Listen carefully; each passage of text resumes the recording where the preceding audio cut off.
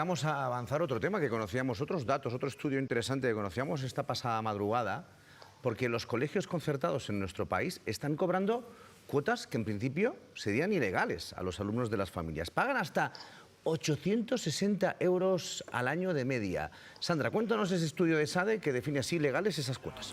Están cobrando cuotas a casi el 85% de sus estudiantes. Esto supone unos 1.000 millones de euros al año. País Vasco, Madrid y Cataluña son las comunidades donde es más frecuente este cobro de cuotas y donde es más alta la cuota. Y cuanto más grande es el colegio, hay más probabilidades de que se pida a las familias ese dinero y además que ese pago sea mayor. Según la ley, está prohibido el cobro de cuotas en colegios concertados. Según ESADE, que es quien ha hecho este estudio, habría 3 razones para que estos colegios justifiquen ese cobro. Por ejemplo, que el centro esté infrafinanciado por el Estado, el pago de gastos no concertados, es decir, actividades que están fuera de las financiadas por el Estado, y por último la diferenciación o beneficio económico del centro. Desde las escuelas concertadas se han pronunciado y aseguran que todas estas contribuciones de las familias son voluntarias y que están destinadas a actividades o servicios adicionales, como se establece en los documentos de los conciertos. Y además dicen que la regulación actual ya establece amplios sistemas de control de las cantidades que los centros concertados están percibiendo. Gracias, Sandra. Vamos a destacar algunos de los datos que ofrece ese estudio de ESADE, porque por primera vez un informe, en este caso realizado, como les decíamos, por ESADE, ofrece una gran radiografía del cobro de cuotas de la escuela concertada aquí en España. Centros privados a los que acuden el 30% de los alumnos y que supuestamente están financiados con fondos públicos. Vamos a ver esas cifras. Según este estudio, entre el 81 y el 95% del alumnado paga cuotas. La cuota media anual por alumno en la concertada está entre los 680 y los 860 euros. Otro dato interesante, el 90% de los centros grandes, los que tienen más de 500 alumnos, cobra cuotas. Ahí lo tienen. Hay más datos que ofrece este estudio de SADE. Por comunidades, por ejemplo. El estudio refleja que hay 3 comunidades que concentran el 70% total de esas cuotas que pagarían las familias. Cataluña, Madrid, País Vasco son las que más pagan a las escuelas concertadas. Atención, 1.700 euros de media al año en Cataluña pagaría una familia por unos pagos que, insistimos, en el informe se definen como ilegales, y que es la comunidad donde se paga más. 1.700 euros por crío, por alumno. Es mucha cantidad, ¿no? Además, y bueno, la escuela concertada es que recibe financiación pública, por eso no pueden imponer estas cuotas. Y luego, además, pensemos que esto supone, claro, una barrera de acceso, ¿no?, para muchas familias que no pueden permitirse este tipo de cuotas. Por tanto, la escuela pública al final queda relegada, ¿no?, a los colectivos más vulnerables, y corremos el riesgo también de que se establezcan, pues, guetos y de alumnado con mayores dificultades en la escuela pública. Esto es un problema que realmente pone en evidencia este tipo de cuotas que no deben ser, que no están permitidas en la escuela concertada. Que cuotas de estas tampoco, Patricia, son muy extrañas para los padres que llevan a sus hijos a la escuela concertada, porque hoy, conociendo varios casos, pues nos enseñaban, ¿no?, algunos recibos. Pago voluntario, y de repente son 160 euros. Claro, pago voluntario, pero que te lo pasan, ¿no? Entonces, a ver, ¿quién es la familia que dentro de ese pago voluntario, entiendo, se niega a abonarlo? Porque entiendo que se van a sentir señalados sabiendo que ese pago, insistimos, es voluntario.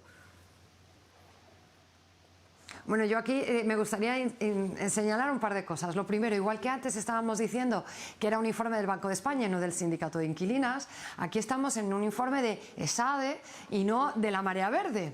Con lo cual, yo creo que es importantísimo. Es un estudio, además, muy profundo, muy amplio y con muchísimos datos, que pone de manifiesto una realidad que todos conocemos, pero que siempre ha habido un debate muy sesgado, porque al final se polariza entre la pública y la concertada, y realmente existe. Sí, se pone voluntario porque si no sería ilegal, pero todos sabemos que si tú vas a llevar a tu hijo a un colegio concertado, ese voluntario es obligatorio, porque si no, suceden cosas como que se sienta excluido, o como que esa hora adicional en la que va a haber una actividad extraescolar para que tú, en lugar de recoger al niño a las 4, lo recoges a las 5, pues tu hijo no va a poder disfrutarla y va a estar solito en el patio sin hacer nada. Es decir, son situaciones en las que la voluntariedad pues es es irreal, todo el mundo lo va a pagar. Esto supone una brecha de acceso. Pensemos además, fíjate Silvia, que la escuela concertada es un sistema que cuando tú lo cuentas en otros países europeos, la gente no lo entiende, porque prácticamente no existe en casi ninguno de los países del alrededor. Y esto es un origen que tiene que ver con los años 80, en los que no teníamos suficientes colegios y se utilizaron los privados para convertirlos en concertados y poder llegar a toda la población. Pero la idea y la finalidad era una enseñanza libre, gratuita y de calidad. Y aquí lo que tenemos es que no es libre porque la selección que se hace al final excluye a las familias que tienen menos recursos, es una barrera de acceso evidente y por supuesto no es gratuita. Es un problema serio que yo creo que nos tenemos que revisar yo no digo y no quiero de verdad que se politice y que se polarice si debe ser pública o concertada. Lo que sí que digo es que debemos respetar la Constitución y debe ser libre y gratuita y eso es fundamental. Pero claro, aquí hay, o la administración hace, o sea, porque eso parece que es Vox Populi, ¿no? O sea, yo esta mañana, hablando con un montón de compañeros y compañeras, todo el mundo le pasan cosas relacionadas con estos pagos voluntarios. Claro, lo que pasa... Uno, la administración lo sabrá, y si es ilegal, pues tendría que actuar, entiendo yo. Y dos, las familias también, ¿no?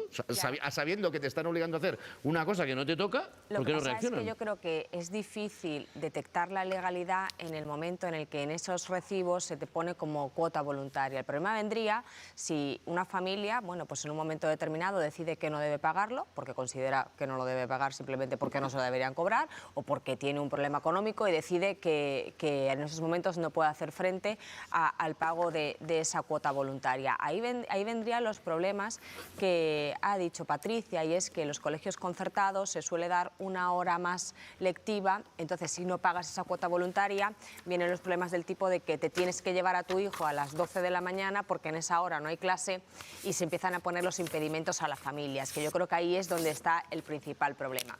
Dicho lo cual, yo creo que es también relevante lo que ha indicado Patricia de cómo nació la concertada. Yo creo que en la actualidad en nuestro país tenemos una oferta amplia de colegios públicos, concertados, privados concertados y privados privados.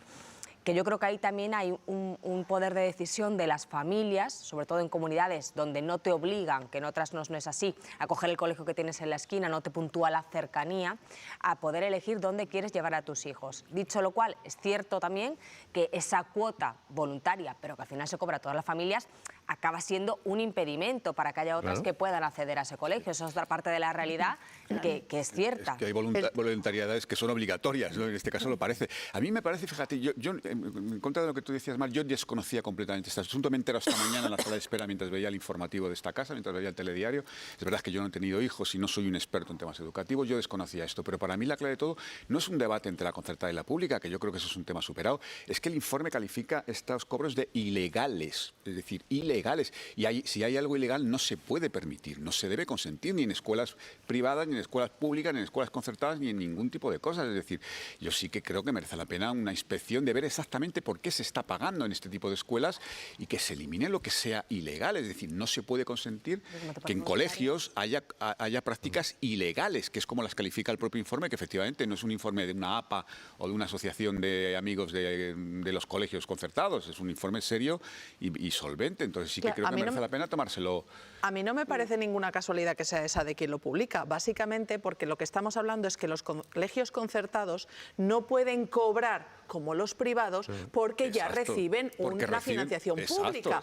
Entonces claro, están en un limbo maravilloso, porque compites con la pública, con recursos financiados por los impuestos de todo, en lo que para mí es la cuna de la igualdad, que es la educación, que todos y todas podamos tener el mismo acceso a un conocimiento y a una escala que te permita trascender el mejor y tener el social ascensor social, claro. Efectivamente, y por otro lado estás cobrando y haciendo un plus de servicio que compite de igual a igual con las privadas, que no tiene nada que ver lo que se pagan las privadas. Hombre, yo creo que las privadas de de Cataluña tampoco deben ser mucho más caras que pagar 1.700 euros en Cataluña, que me parece una barbaridad. Entonces, a mí no me parece raro que sea ESADE un sistema de educación privada quien denuncie esto, porque dice, oye, aquí estos señores están compitiendo dopados con recursos públicos